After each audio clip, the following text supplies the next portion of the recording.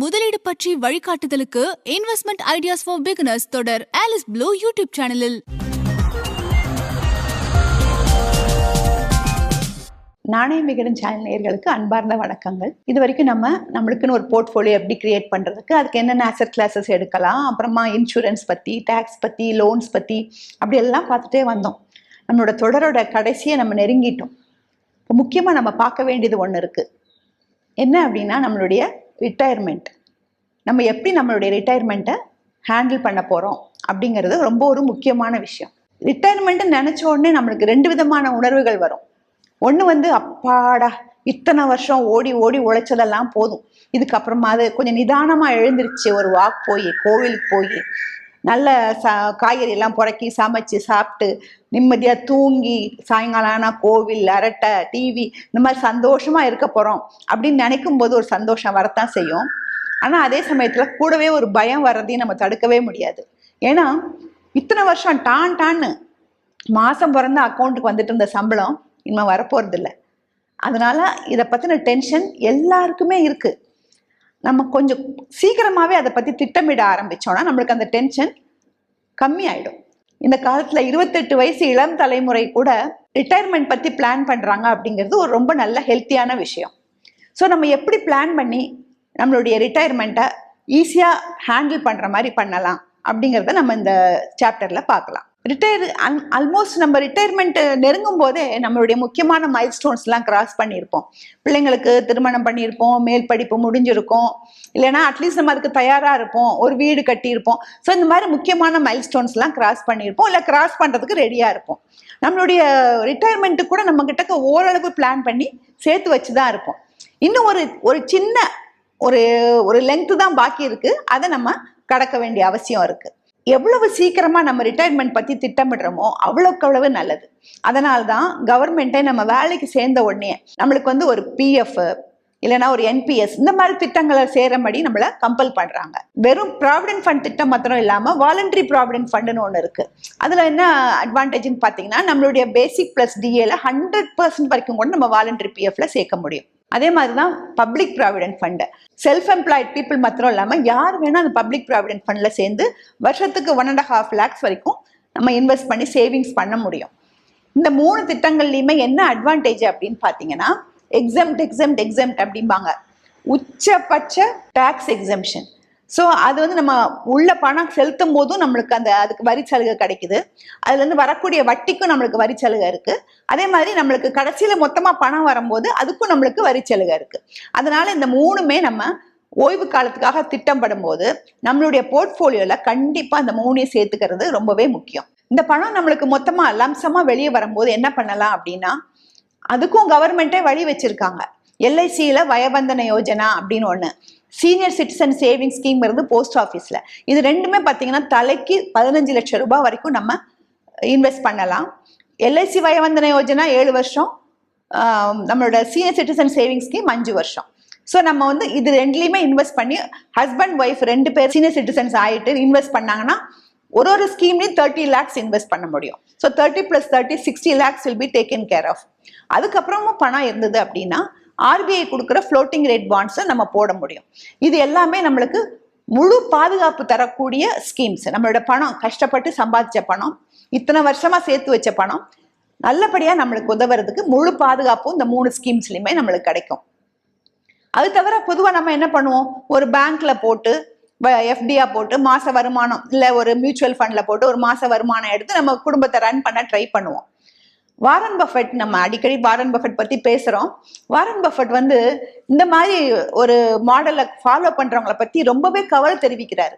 ஏன் அப்படின்னா, உலகம் பூராவுமே இந்த வட்டி வருமானங்கள்லாம் குறைஞ்சிட்டே வருது. நமக்கே தெரியும், கொஞ்ச காலம் முன்னாடி 13% 14% கொடுத்த பேங்க்ஸ் எல்லாம் இன்னைக்கு 6% 7% கொடுக்க யோசிக்கிறாங்க. இப்படி வட்டி வருமானம் சுருங்கிட்டே வருது. உலக நாடுகள்லயே 20 கண்ட்ரீஸ்ல வட்டியே கிடையாது, 0% இன்ட்ரெஸ்ட் தான் நீங்க பேங்க்ல வைக்கிற பணத்துக்கு. ஜப்பான்ல இன்னும் சுத்தம், நம்ம வைக்கிற பணத்துக்கு நம்ம தான் கட்டணம் செலுத்தணும். இந்த மாதிரி நெகட்டிவ் ரேட்ஸ் எல்லாம் நம்ம கண்ட்ரிக்கு வர்றதுக்கு ரொம்ப காலம் ஆகாது. அப்போ பேங்க்ல எஃப்டி வச்சு அதுல வருமானம் எடுத்து அதை வச்சு நம்ம குடும்பம் நடத்தணும் அப்படின்னு நினைக்கிற ரிட்டையரீஸ்க்கெல்லாம் என்ன ஆகும்? அப்படிங்கிறத பத்தி கவலைப்பட்டு தான் வாரன் பஃபெட் சொல்லியிருக்காரு. அப்ப நம்ம என்ன பண்ணலாம் அப்படின்னா, மாச வருமானத்துக்கு சில டிஃப்ரெண்ட் பிளான்ஸ் நம்ம வச்சிருக்கோம். நம்ம ஏற்கனவே ஒரு தடவை பாசிவ் இன்கம் பத்தி பேசணும். அந்த பாசிவ் இன்கம் பத்தி பேசும்போது வீட்டு வாடகைங்கிறது ஒரு முக்கியமான பாசிவ் இன்கம் அப்படின்னு பார்த்தோம். ஸோ நம்ம தங்குறதுக்கு ஒரு வீடு இருந்ததுன்னா அந்த வீட்டு வாடகை செலவு குறையும். ரெண்டாவது, ஒரு கமர்ஷியல் ப்ராப்பர்ட்டியோ இல்லைன்னா இன்னொரு வீடோ இருந்ததுன்னா நம்மளுக்கு வாடகை வருமானம் நல்லா வந்துட்டு இருக்கும். இன்ஃப்ளேஷன் தகுந்த மாதிரி அந்த வாடகையும் கூடிட்டே போகும். ஆனா வயசு காலத்துல ஒரு வீட்டை வச்சு பராமரிச்சு ஆளுக்கு வாடகைக்கு ஆள் வச்சு எடுத்து இதெல்லாம் தலைவலி அப்படின்னு நினைக்கிறவங்க புதுசா வந்திருக்கிற REIT, real estate investment trust, அதுல நம்ம இன்வெஸ்ட் பண்ணி வருமானம் பெற முடியும். இது ஏறக்குறைய ஒரு மியூச்சுவல் ஃபண்ட் கான்செப்ட் தான். நிறைய பேர் பணம் போட்டு பெரிய பெரிய ப்ராஜெக்ட்ஸ்ல இன்வெஸ்ட் பண்ணி மாச வருமானத்தை நம்மளுக்கு பிரிச்சு கொடுக்கறது. ஸோ அந்த REITலயே நம்ம முதலீடு பண்ணி ஒரு பாசிவ் இன்கம்மா ஈஸியா பெற முடியும். ரெண்டாவதா நம்ம மாச வருமானத்துக்கு லாங் டேர்ம் இன்வெஸ்ட்மெண்ட்ஸ்ல பண்ணலாம். கவர்மெண்ட்லயும் சரி, கார்பரேட்ஸும் சரி, 5 வருஷம் 7 வருஷம் 10 வருஷம் அந்த மாதிரி பாண்ட்ஸ் இஷ்யூ பண்ணுவாங்க. இதுல என்ன அட்வான்டேஜ்னா, நம்ம என்டர் பண்ணும்போது என்ன ரேட் இருக்கோ அந்த ரேட்டு தான் நம்மளுக்கு 10 வருஷம்னாலும் அதே ரேட் கொடுப்பாங்க. ஸோ நல்ல ரேட் கொடுக்குற தரமான கம்பெனியை பார்த்து நம்ம இன்வெஸ்ட் பண்ணோம்னா நம்மளுக்கு அந்த வருமானம் குறையாம வந்துட்டு இருக்கும். இது தவிர நம்ம செய்யக்கூடிய இன்னொரு விஷயம் என்ன அப்படின்னா, நல்ல நீண்ட கால வளர்ச்சியும் வருமானமும் தரக்கூடிய ஷேர்ஸ்ல இன்வெஸ்ட் பண்ணலாம். அதுல ட்ரேடிங் பண்ணி இன்ட்ராடே போகணும் அப்படியெல்லாம் அந்த தலைவலியெல்லாம் எடுத்துக்காம இன்வெஸ்ட்மெண்ட்டை மாத்திரம் நம்ம செஞ்சுட்டு வர முடியும். கோல் இண்டியா, பிரிட்டானியா, இன்ஃபோசிஸ், இந்த மாதிரி சில ITC இந்த மாதிரி கம்பெனிஸ்ல நம்ம இன்வெஸ்ட் பண்ணோம்னா நம்மளுக்கு ரெகுலரா அவங்க வருஷம் நம்மளுக்கு டிவிடெண்ட் கொடுக்குறாங்க. அந்த டிவிடெண்ட் ஏறக்குறைய பேங்க் வட்டிக்கு ஈக்குவலா கூட இருக்கு. ஸோ நம்ம அந்த மாதிரி கம்பெனிஸ்ல இன்வெஸ்ட் பண்ணலாம். அதுல ஆடட் அட்வான்டேஜா நம்மளுக்கு கேபிட்டல் கெயினும் இருக்கும். அந்த நம்ம போட்டிருக்க ஷேரோட மதிப்பும் கூடிட்டே வருது. ஸோ நம்ம இந்த மாதிரி கம்பெனிஸ்ல இன்வெஸ்ட் பண்ணி ஒரு போர்ட்ஃபோலியோ கிரியேட் பண்ணோம்னா ஒரு 5 to 7 இயர்ஸ் நம்ம அதை வளர்த்தா போதும். அதுக்கப்புறம் வருஷம் கிட்டத்தட்ட 4% அளவுக்கு நம்ம வெளியே எடுத்தா கூட நம்மளுடைய முதல் கரைஞ்சு போகாது, அப்படியே வளர்ந்துட்டே வந்துட்டு இருக்கும். இதனால நம்ம செய்யற சேமிப்பு நீண்ட காலத்துக்கு கை கொடுக்கும். இந்த வழிமுறைகள் எல்லாம் நம்ம ரிட்டையர் ஆகிறதுக்கு கொஞ்சம் ஒரு 5 to 7 வருஷத்துக்கு முன்னாடியே ஸ்டார்ட் பண்ணிடணும். அப்பதான் நம்மளுக்கு ஃபுல்லா அதோட பலனை பெற முடியும். இது தவிரவும் நம்ம ரிட்டையர்மெண்ட் காலத்துல பண்ணக்கூடிய சில காரியங்கள் இருக்கு. என்ன அப்படின்னாக்கா, நம்ம கிட்ட கண்டிப்பா ஒரு எமர்ஜென்சி ஃபண்ட் இருக்கணும். வேலைக்கு போகும்போது எமர்ஜென்சி ஃபண்ட் வச்சிருந்தோமோ வைக்கலையோ, ஏன்னா சம்பளம் வருது, அது தவிர ஆபீஸ்ல ஏதாவது கேட்டா கொடுப்பாங்க, அந்த பிரச்சனையை ஈஸியா சமாளிச்சிருப்போம். ரிட்டையர் ஆகும்போது தான் எமர்ஜென்சிஸ் அதிகமாகவும் வரும், அதுக்கு நம்மளுக்கு ஃபண்டும் தேவைப்படும். ஸோ எமர்ஜென்சி ஃபண்டு நம்மளுக்கு இப்போ கண்டிப்பா இருக்கணும். அதை எப்படி வச்சுக்கணும் அப்படின்னு கேட்டோம்னா, முதல்ல ஒரு 1/3 ஆஃப் த போர்ஷனை நம்ம கேஷா வீட்டில் வச்சுக்கலாம். இன்னொரு 1/3 ஆஃப் த போர்ஷனை நம்ம பேங்க் FDலயோ லிக்விட் ஃபண்ட்லயோ போட்டு ஓரளவு ஈஸியா எடுக்கிற மாதிரி பண்ணிக்கலாம். அடுத்தாப்புல வரது ஹெல்த் இன்சூரன்ஸ். நம்ம கம்பெனில இது வரைக்கும் நம்மளுக்கு ஒரு இன்சூரன்ஸ், குரூப் இன்சூரன்ஸ் பண்ணி இருந்திருப்பாங்க. ஆனா இப்போ அந்த அம்ப்ரெல்லாவை ரிமூவ் பண்ணிடுவாங்க.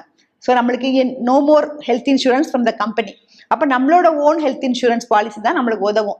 நம்ம 60 வயசுல ரிட்டையர் ஆயிட்டு அதுக்கப்புறம் போயிட்டு ஒரு ஹெல்த் இன்சூரன்ஸ் எடுக்க போனோம்னா அதுக்கு நம்ம கட்ட வேண்டிய ப்ரீமியம் அதிகமா இருக்கும். ஸோ ஒரு 57 ஒரு 56 அந்த ஏஜ்ல இருக்கும் போதே நம்ம ஹெல்த் இன்சூரன்ஸ் எடுத்தோம்னா ஓரளவு ப்ரீமியமும் கம்மியா இருக்கும். நம்ம இது நம்மளுக்கு லைஃப் லாங்கா கை கொடுக்கும். அடுத்தாப்புல நம்ம செய்ய வேண்டியது கடன்கள் எல்லாம் க்ளோஸ் பண்றது.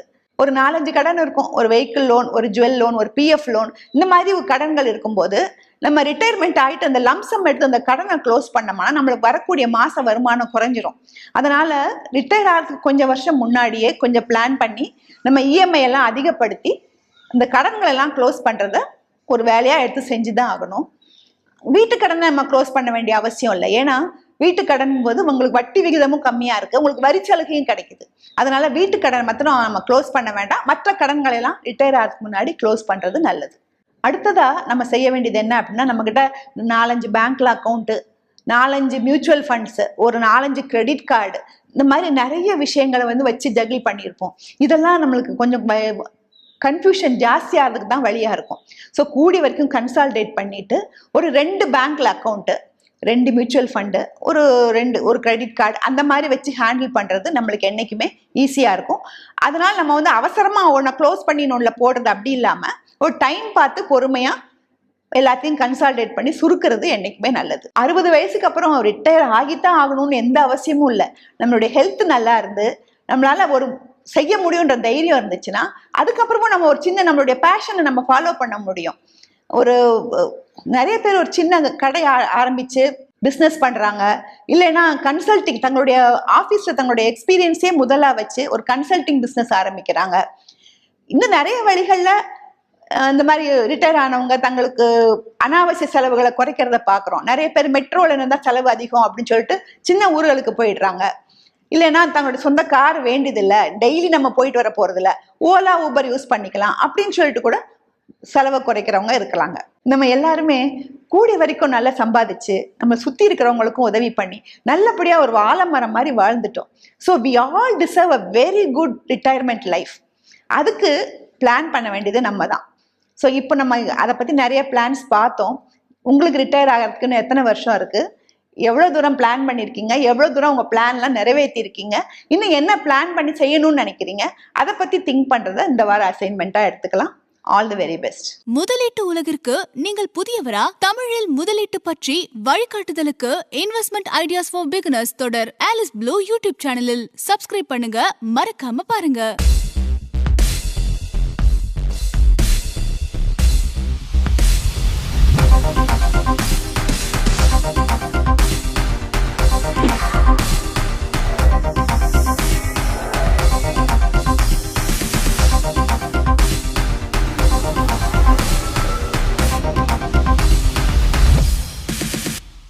மேலும் நானே விகடன் யூடியூப் சேனல்ல வரப்போற பிசினஸ் மற்றும் பினான்ஸ் சம்பந்தமான வீடியோக்களை உடனே பார்க்க இந்த வீடியோ கீழே உள்ள சப்ஸ்கிரைப் பட்டனை கிளிக் பண்ணுங்க அண்ட் மறக்காம அந்த பெல் ஐக்கனையும் கிளிக் பண்ணிடுங்க.